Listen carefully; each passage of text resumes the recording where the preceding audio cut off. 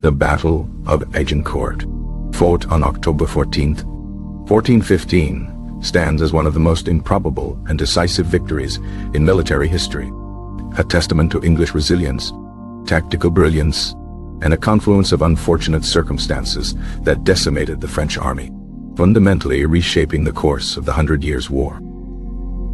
The 100 Years' War, a protracted conflict between England and France lasting from 1337 to 1453, was fueled by competing claims to the French throne, territorial disputes, and economic rivalries, creating a climate of constant hostility and intermittent warfare. King Edward III of England initially laid claim to the French throne, arguing that his claim through his mother, Isabella, superseded that of the French king, Philip Sixtix de Maille. Following Edward III's death, his son, the Black Prince, continued the English efforts in France, achieving notable victories but ultimately failing to secure a lasting conquest.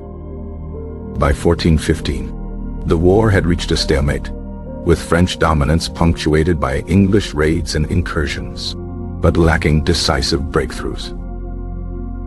King Henry V of England, a young and ambitious monarch, inherited the war and sought to revive English fortunes in France, driven by a desire for glory and a belief in his divine right to the French crown.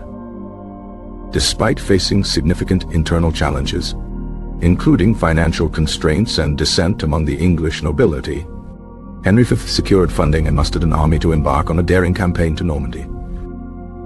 The campaign was fraught with difficulties from the outset, with the English army facing shortages of supplies and suffering heavy losses due to disease, particularly dysentery, during the journey across the English Channel. Landing in Normandy in August 1415, the English forces quickly encountered resistance from the French, who mobilized a large army to confront the invaders.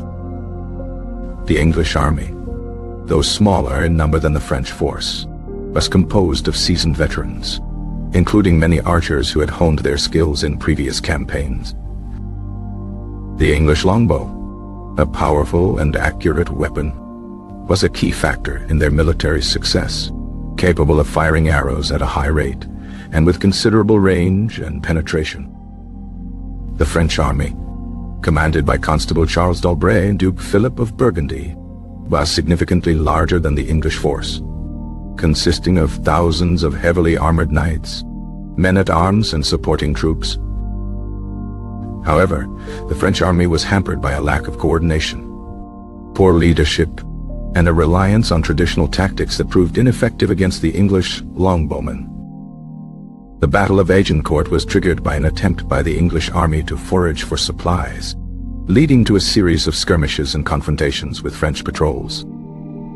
The French, eager to engage the English and secure a decisive victory, pursued the retreating English army towards the village of Agincourt, located in Picardy. The battlefield at Agincourt was characterized by a narrow path through a muddy and waterlogged field, flanked by woods, which significantly constricted the movement of the French army. Rain had fallen heavily in the days leading up to the battle, turning the ground into a quagmire that hampered the mobility of the heavily armored French knights. The English army, recognizing the unfavorable conditions, took up a defensive position along the path, with archers deployed on both flanks and men-at-arms positioned behind them. The French army, impetuous and eager for battle, attempted to charge the English lines in a disorganized manner, with knights and men-at-arms pushing and crowding against each other. As the French knights advanced, they became bogged down in the mud, making them easy targets for the English archers, who rained down a devastating hail of arrows.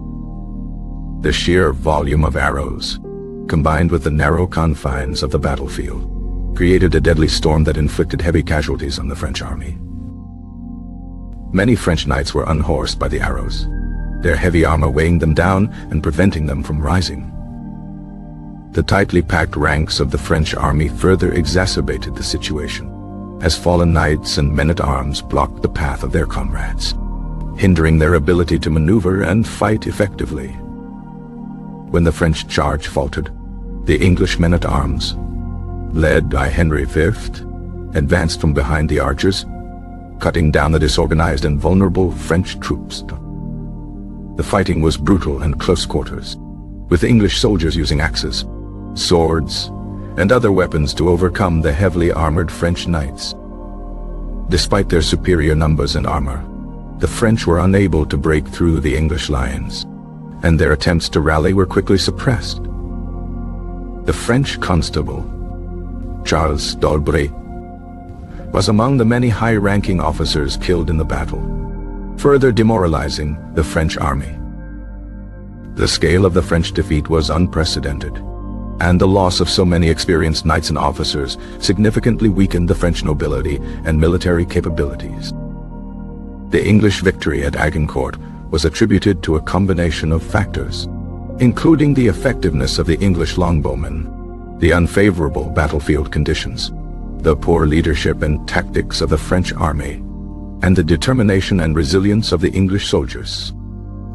Henry V capitalized on the victory by capturing the city of Calais in 1417, further consolidating English control over Normandy and significantly weakening the French war effort.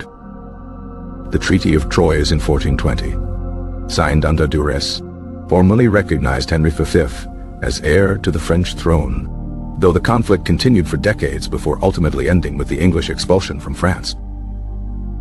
The Battle of Agincourt remains a celebrated and studied example of a seemingly impossible victory against overwhelming odds, demonstrating the importance of adaptability, training, and a bit of luck in warfare. The muddy battlefield itself became a symbol of the battle's significance, a place where chivalry met the brutal realities of warfare, and where a smaller, less powerful army triumphed over a larger, more formidable foe. The legacy of Agincourt continues to resonate in military strategy and popular culture, serving as a reminder that even the most improbable victories are possible with the right combination of factors. The battle's impact on French national identity was profound, contributing to a sense of national trauma and a desire for revenge that would shape the later stages of the 100 Years' War.